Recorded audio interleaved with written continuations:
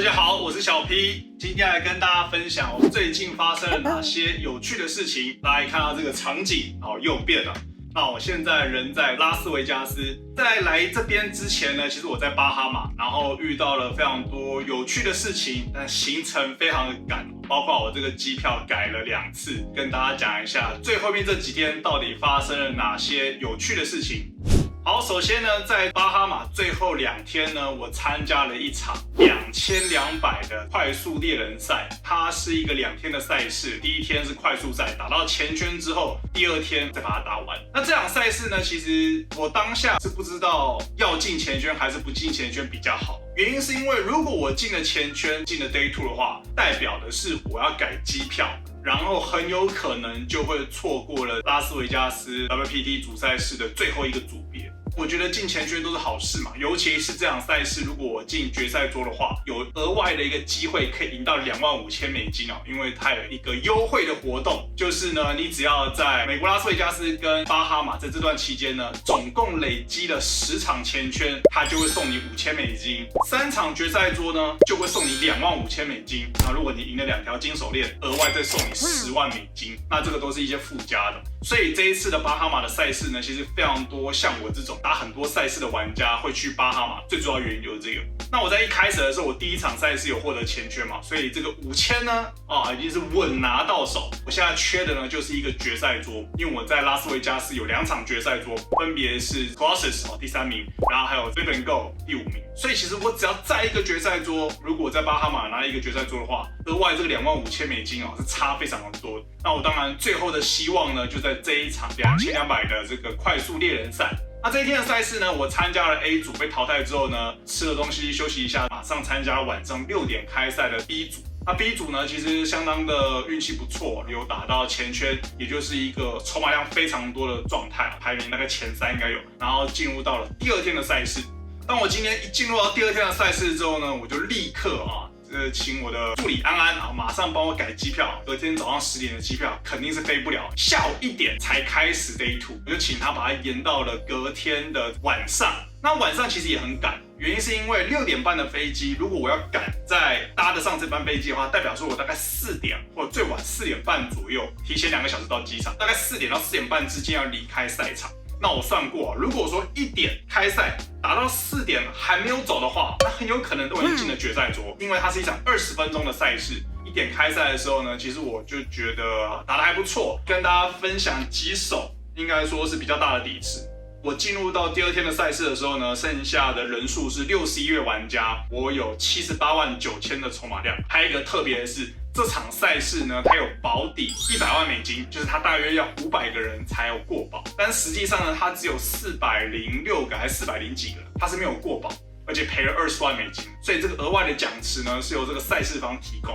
非常的正义逼。那有记录的手牌呢，是在剩下26位玩家的时候，这个时候的盲注级别是25000-5万。我在bottom位，我有85万左右的筹码量，我拿到了 AQ 不同花，我选择了最小加注到10万。小盲位的玩家呢是一个短筹码 all in 26万，大约是5个大盲左右。然后这个时候大盲位的筹码量更多，它有100万的筹码量，它 cover 我，它也 all in。那当然我们这个bottom位对上大盲的范围肯定是领先的。那我觉得 AQ 是不用想。我在想我的跟注范围，我会不会跟到 A10不同花很接近？但我认为 AJ 以上跟66以上的对子应该都会跟，66以上的对子可能很边缘，但我觉得77以上应该会跟啦，88以上是不用讲我觉得77、88大概是个分界点，可能 AJ 不同花或者 AJ 同花大概差不多在这个范围。那当然 KQ 这种牌，只要是 K high 我们都不会跟注，所以其实我们的跟注的范围算是蛮紧的。当然 AQ 绝对是一个超级正义逼的跟注，所以呢这个时候我们跟注了，然后3位玩家的 all in我们看到了小盲位是 A7 不同花，大盲位呢是 A10 同花，那我是 AQ 不同花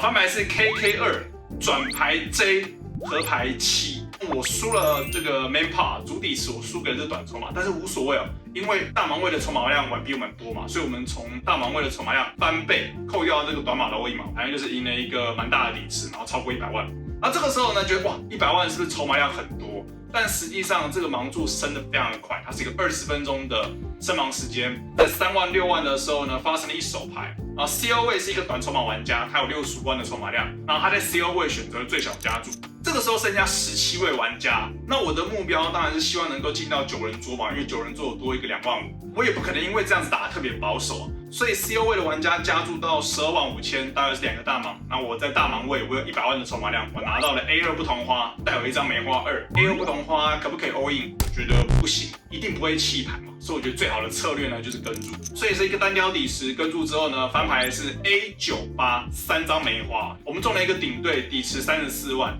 这个时候呢 ，CO 位的对手他大约有52万5000的筹码量，大概9个大盲左右。他选择了一个2/3 25万的下注，然后这边我们有一个决策要做，应该是2个都可以啊，可以跟注也可以 all in。我当下决定 all in， 因为我觉得没有位置，然后基本上任何的转牌跟合牌我们都不会考虑弃牌嘛。那如果说我直接 all in， 它有一些随机的，比如说 K high 或是 Q high 带有一张梅花的，他要不要跟注那当然都无所谓，因为我们绝对是顶线。那假设他这里有 A 的话都没关系嘛。第一个就是我们还有一张梅花，然后再加上 CO 位的范围应该是很宽的嘛，所以我觉得整体来说呢 ，all in 是 OK 不错的策略，所以我选择 all in。然后这个时候 CO 位在想，那我在想说，他如果要想的话，应该是牌比我小。然后他想了一下之后呢，他选择跟注，当然我就开了我的 A2 不同花，然后带一张梅花2。这时候我看到他是 A9 2对。那我就不懂 ，A9 2对9个大盲翻牌要想，我不知道他在想什么。然后这个时候我就觉得，反正没关系嘛，对不对？我们都还有同花听牌，然后转牌 A， 就是我中3条 A， 他中 full house， 所以只剩下合牌开9分钱，基本上我这把牌就是没有办法赢。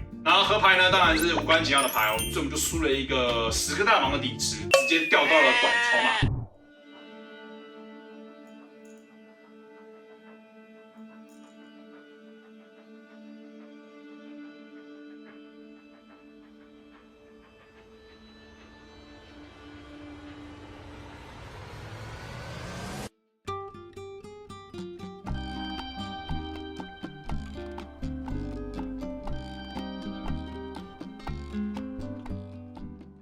紧接着下一手牌，bottom 位的玩家他有140万的筹码量，他选择了最小加注，然后我在小盲位，我有5个大盲，我看到了 K9 黑桃，面对bottom 位的加注，绝对是正一 B 的 all in。我觉得 K8 同花甚至 K7 同花应该都是一个明确的 all in， 任何的 A 啊，所有的对子2张10以上的牌，觉得差不多是这样的范围。那我们这边选择 all in， 然后这个时候呢，大盲位的玩家大约有70-80万，大概10几个大盲，他也 all in，bottom 位的玩家想一下做弃牌。那我们看到了大盲位的玩家是一对 Q， 所以呢，很遗憾的就是第17名淘汰出局。那我们有加上了6个猎人牌哦，所以总共大约是 cash 10300。虽然说是有拿到奖金啊，但我觉得最可惜的就是我需要进决赛桌嘛，因为决赛桌才有多这个2万5。出局的时间呢，刚刚好就在4点整。非常的匆忙哦，当下呢，我就是领了奖金之后呢，立刻叫了一台计程车，先去我住在市中心的旅馆，我的行李已经放在柜台了。我请这司机呢开到这个旅馆，拿了我的行李之后呢，直接同一班车赶到机场。其实巴哈马它的道路啊很落后，最明显的时候呢就下雨的时候，因为他们完全没有做这个排水设备，所以你只要稍微下一点雨，在市中心整个路段呢，其实有很多地方很大面积的积水，那它积水程度是很夸张的，就是没有在下雨哦，只有点湿，积水大概都是5到10公分。所以就会跟那个旁边那个人行道的那个高度是一样高。当天下雨，然后又塞车，真的是不知道赶不赶得到机场。还好我到机场的时候呢，大约是5点，运气不错的是这个班机不知道是不是因为下雨的原因，然后所以往后延到6点50，就是我有赶上这趟飞机，顺利的飞到了美国。那总结一下巴哈马这一段的话，我觉得比较可惜啊，就是主赛打了4次没有进，虽然说有一次有打到票，然后有一些前圈，那整体来说应该是输一点，大概输1万美金以内啦。我觉得这个是一个非常少的金额可以接受。那再加上我们有赢这个5000嘛 ，Flip and Go 一手就晋级，晋级之后呢，很快就出局。这趟呢，很多很可惜的机会了。但不管怎么样呢，立刻就飞来我们现在这个地方拉斯维加斯。那其实今天呢，已经是过了3天，然后才拍这个影片啊。原因是因为这3天非常的惨，基本上没有任何事情可以说的。我们当天到了纽约之后呢，住了一个晚上，隔天早上飞到拉斯维加斯，所以非常的累。然后到下午才直接上桌10400的主赛事。那跟大家分享这个主赛事呢，我觉得非常的可惜，就是基本上我没玩什么牌，然后我的起始筹码是10万嘛，1500、3000的盲注级别的时候，我在大盲位拿到了一对 J， 那面对了一个9人桌的 UTG+2 Low Jar 的前一个，他有20万的筹码量，加注到6000，我有11 15000的筹码量拿到了一对 J， 大约是38个大盲有效筹码量，应该是可以跟注，也可以3次下注。我觉得没有位置，3次下注应该会比较好。那我今天选择3次下注在24000，大约是8个大盲。他想了一下，他直接 all in，算是尴尬吗？还好，我觉得很看人。如果说对手是一个比赛常客，那我觉得这个应该是不用想就可以跟注。如果说对手在 low 价位或者之后，比如说 low 价、high 价、CO 跟 button 的话，那当然也是超级轻松的跟注。原因是因为它的范围更宽，我3B 的范围会更宽，然后它可以4D all in 的范围当然可以更宽。它算是 UTG 加2，也算是一个前卫。那如果说你有购买我们的课程的话，你就会知道啊，对上这个前卫的表格的话，你对 J 的决定刚好是前卫跟 low 价位是一个分界点。也就是说 ，low 价位之后呢，一对 J 是很明确的跟注，那对上前卫呢，稍微会很看人。那如果是急一点的玩家，他可以弃牌。那我想了一下之后呢，我觉得如果他是一对 A 跟一对 K， 他会不会直接 all in？ 可能会，可能不会，可能会再做一个最小加注，或者是可能用跟注。理论上跟实际上我的判断觉得一对 J 应该说我能够扣 all in 的范围 ，JJ 以上的对子跟 AK 绝对不会是一个错误，绝对就是一个预设范围的跟注。所以呢，我觉得没有道理说服自己，因为是一个1万的比赛，或者因为什么原因，所以打得比较保守弃牌，我觉得应该是不会。那我们就选择跟注，然后这个时候呢，看到对方的手牌呢是一对 Q， 我大约是晚上8点还是9点，算蛮早，就是大概是第7个级别还是第8个级别被淘汰。然后我们要紧接着参加一场1600的猎人赛，然后也淘汰出局。所以第一天光是到了第一天，直接喷了12000美金。最惨的呢就是隔天遇到周末，银行也没开，然后我身上没钱，所以就刚好就是东凑西凑打了这个3000的 Progressive Bounty， 它是一个累加的猎人赛。那这场赛事其实蛮特别的哦。正常来讲呢，滚雪球的猎人赛呢，它其实在现场是很少看到，原因是因为它非常的费工。它的规则是什么？报名费3000。然后每个人上桌的时候呢，会有4颗这个猎人牌。那这个猎人牌呢，一颗是价值250美金，总共是1000美金。假设你淘汰了一位玩家，他的有4颗这个筹码，对不对？变到你这边来。这个时候呢，你就要叫这个裁判来，然后裁判呢会把他的4颗里面其中的2颗变成是一个现金的筹码给你，然后另外2颗呢变成是你要放在你的筹码里面。假设你被人家淘汰了，这个要输给别人的。所以打到越后面呢，每个人的这个帮体会越来越多。那变成是到后面玩家就必须要去计算说，对方到底有几个帮体，价值多少，那这手牌可不可以跟注？所以它有更多很费工的事情，就是你要观察对方的筹码量跟他的帮体数量，然后每一次击倒了一个人，游戏都要稍微暂停，因为荷官要停下来，然后裁判才能过来做这个点码的动作。多此一举的赛事啊，当然对于很多玩家来讲，就搞不太清楚状况，所以桌上会一直问，这个猎人牌怎么算啊？那怎么给啊？然后要放多少啊？这样的赛事我觉得有一点点小混乱。我在一个2位短筹码玩家 all in 的情况下呢，拿一手牌，然后清掉了2位短码，所以直接列到了8颗。那8颗其中的4颗呢，立刻就变成是我的奖金了，变成是1000美金。另外4颗呢就放我的筹码量。这个时候发生了一手牌印象非常深刻。有效筹码量呢，记得是40个大盲，600、1000个的盲注级别，我加注了2500，对方3次下注到11000，是一个亚洲玩家。我有看过他打过几次在美国。那我们在 High 价位的1对9是一个很明确也很简单的跟注。那我们有效筹码量大约是40个大盲，对方的筹码量比我多，翻牌是80J 彩虹面，他选择下注一个1/2的底池。然后我们1对9的话，可以 all in， 可以跟注。预设策略来说，应该是跟注多一点。最主要的原因是因为我们有位置，然后再加上有对子。有对子的话，就是如果对方在炸我，那我们就轻松的跟注就好。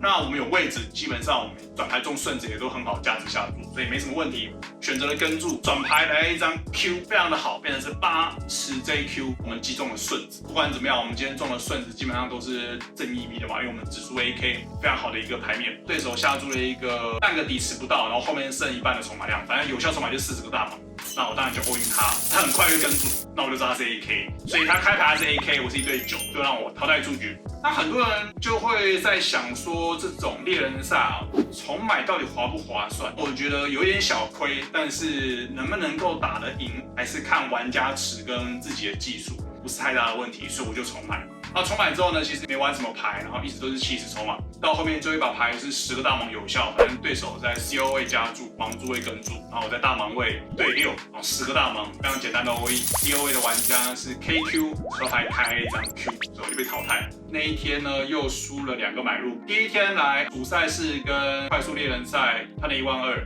第二天呢3000买入的 Progressive Bounty 又喷2个买入。第3天就是昨天我参加了这个3000的锦标赛，参加了也没什么意外啊，又输了。今天呢3000锦标赛的 B 组赛事，然后我打到后面呢又是一对 JOE， 然后输给 AQ。现在是第4天的晚上，没有什么成绩，挫折吗？也比赛嘛，很正常。结果怎么样是不重点嘛，重点是我们发生了哪些有趣的手牌。之后如果有更多有趣的事情，我会再跟大家分享。就先这样子，拜拜。